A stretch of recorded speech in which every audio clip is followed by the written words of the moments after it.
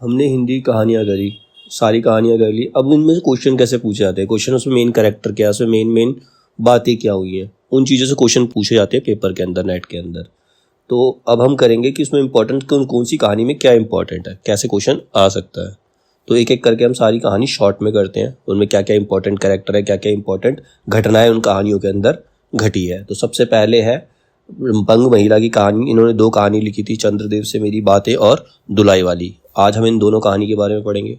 बंग महिला, राजेंद्र बाला घोष इनका नाम था। इन्होंने 2 कहानियां लिखी, चंद्रदेव से मेरी बातें और दुलाई वाली। सबसे पहले चंद्रदेव से मेरी बातें। अब ये कहानी जो है एक चंद्रदेव को लिखे गए पत्र के रूप में लिखी गई है। मतलब लेखिका ने जो है चंद्रदेव को एक पत्र के रूप में पत्र लिखा है, उसी रूप में ये कहानी है, जिसमें तत्कालीन गुलाम भारत की व्यवस्था और परिवेश पर व्यंग्य किया गया। मतलब जो हमारा भारत जो है गुलाम है, अंग्रेजों का गुलाम है, तो जैसा अंग्रेज कहते हैं वो हम करते हैं, वो हमें करना पड़ता है। तो इस पर व्यंग्य किया गया है। मतलब वो चंद्रदेव से बातें करते हुए बताती है कि आपके यहाँ ऐसा नहीं होता होगा जैसा हमारे यहाँ होता है। अब इसमें प्रमुख घटनाएं कौन कौन सी हैं। इसमें मेन कैरेक्टर तो चंद्रदेव ही है और लेखिका है, बस और कोई कैरेक्टर इसके अंदर है नहीं। तो अब इनके प्रमुख उद्धरण, मतलब मेन बातें क्या कही गई है इस कहानी के अंदर। पहले, भगवान चंद्रदेव क्षमा कीजिए, आप तो अमर है, आपको मृत्यु कहाँ, तब परलोक बनाना कैसा। मतलब आपको मृत्यु ही नहीं होगी तो आपको अगले जन्म की परवाह भी नहीं है। लेकिन मनुष्यों को तो अगले जन्म की परवाह करनी पड़ती है कि मरने के बाद क्या होगा, स्वर्ग मिलेगा, नरक मिलेगा। तो आपकी तो मृत्यु ही नहीं होती, तो आपको इन सब चीज़ों के बारे में सोचने की जरूरत नहीं है। ओहो, देवता भी अपनी जाति के कैसे पक्षपाती होते हैं। देखो ना, चंद्रदेव को अमृत देकर उन्होंने अमर कर दिया। तब यदि मनुष्य होकर हमारे अंग्रेज अपने जाति वालों का पक्षपात करे तो आश्चर्य ही क्या। मतलब आज अंग्रेज जो है अपने भले के लिए काम कर रहे हैं, भारतीयों के लिए काम नहीं कर रहे हैं, वो पक्षपात कर रहे हैं। लेकिन ये पक्षपात तो देवताओं ने शुरू किया ना। उन्होंने चंद्रदेव को तो अमर बना दिया और मनुष्यों को मरने के लिए पृथ्वी पर छोड़ दिया। जब उन्होंने ही हमारे साथ पक्षपात किया तो अंग्रेज कर रहे तो कौन सा फर्क पड़ता है। अच्छा, यदि आपको अंग्रेज जाति की सेवा करना स्वीकार हो तो एक एप्लीकेशन हमारे आधुनिक भारत प्रभु लॉर्ड कर्जन के पास भेज दिए। मतलब वो कहते हैं अगर आप उनसे कुछ चीज़ सीखना चाहते हैं, अंग्रेजों की सेवा करना चाहते हैं या उनसे सीखना चाहते हैं, उनकी सेवाओं का लाभ लेना चाहते हैं, तो हमारे जो नए भगवान हैं लॉर्ड कर्जन, जो अंग्रेजों के सेनापति हैं, लॉर्ड कर्जन जनरल जो है वो हमारे नए भगवान हैं। आप भी उनको अप्लाई कर सकते हैं, वो आपको भी रख लेंगे। आशा है कि आपको आदर पूर्वक अवश्य आवाहन करेंगे, वो आपको जरूर बुलाएंगे, क्योंकि आप अदम भारतवासियों के भांति कृष्णांग तो है नहीं। मतलब वो आपको जरूर एक्सेप्ट कर लेंगे। हमें तो इसलिए एक्सेप्ट नहीं करते, हम काले हैं। कृष्णांग मतलब हम काले हैं, हम लोग काले, उन्हें कालों से चिढ़ है। लेकिन आप तो गोरे हैं, आप तो चंद्रदेव हैं, तो आपको तो वो एक्सेप्ट कर ही लेंगे। जो आपको अच्छी नौकरी देने में गोरांग जाति कुपित हो उठेगी। मतलब आप काले नहीं है तो आपको एक अच्छी नौकरी वो दे सकते हैं, क्योंकि आप गोरे हैं, आप उनके रंग के हैं, तो आपको अच्छी नौकरी मिल जाएगी।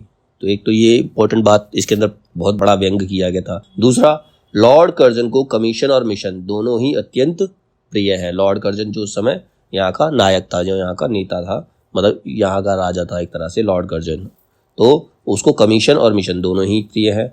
मैं अनुमान करती हूँ कि आपके नेत्रों की ज्योति भी कुछ अवश्य ही मंद पड़ गई होगी। मतलब जैसे आजकल के बच्चों को छोटी छोटी उम्र में चश्मे लग जाते हैं, तो कहती है आपकी भी आंखों की ज्योति जो है वो कम होगी, रोशनी कम होगी, क्योंकि आधुनिक भारत संतान लड़कपन से ही चश्मा धारण करने लगी है। इस कारण हमारे दीनहीन क्षीण प्रभव भारत को उतनी दूर से भली भांति ना देख सकते होंगे। मतलब आप हमें ढंग से देख नहीं पाते, आप जरूर, आपकी भी आंखें कमजोर हो गई होंगी, इसीलिए आप हमें देख नहीं पाते कि हम किस हालत में रह रहे हैं। अब भारत में ना तो आपके और ना आपके स्वामी भुवन भास्कर सूर्य महाशय के ही वंशधरों का साम्राज्य है। मतलब आपके वंश तो पहले क्या होता था, सूर्य पुत्र कर्ण, ठीक है, श्री राम जो थे सूर्य वंश के राजा थे, और जो कृष्ण जी आए थे वो चंद्रवंश से रिलेटेड थे। तो मतलब आपके वंशजों का राज्य नहीं है। अब यहाँ पर अंग्रेज शासन कर रहे हैं, अब यहाँ पर शासन जो है वो अंग्रेजों का हो गया। आपके वंशजों का शासन जो है वो समाप्त हो चुका है। और अब ना भारत की वह शस्य श्यामला स्वर्ण प्रस्तुत मूर्ति ही है। मतलब भारत का उतना नाम भी नहीं है, जो पहले सोने की चिड़िया कहा जाता था वो भी नहीं है भारत।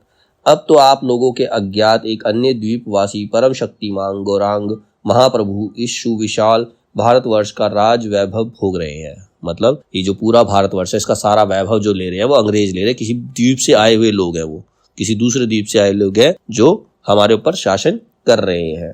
अब तक मैंने जिन बातों का वर्णन आपके स्थूल रूप में किया वह सब इन्हीं विद्या विशारद गौरांग प्रभुओं से कृपा कटाक्ष का परिणाम है। यो तो यहाँ प्रतिवर्ष पदवी दान के समय कितने ही राज्य विहीन राजाओं की सृष्टि हुआ करती है, पर आपके वंशधरों में जो 2-4 राजा महाराजा नाम मात्र के हैं भी वे काठ के पुतलों की भांति है। मतलब हमारे यहाँ के हिंदुस्तान के जो 2-4 राजा बच भी गए हैं वो भी अंग्रेजों के इशारों पे नाचते हैं कठपुतली की तरह।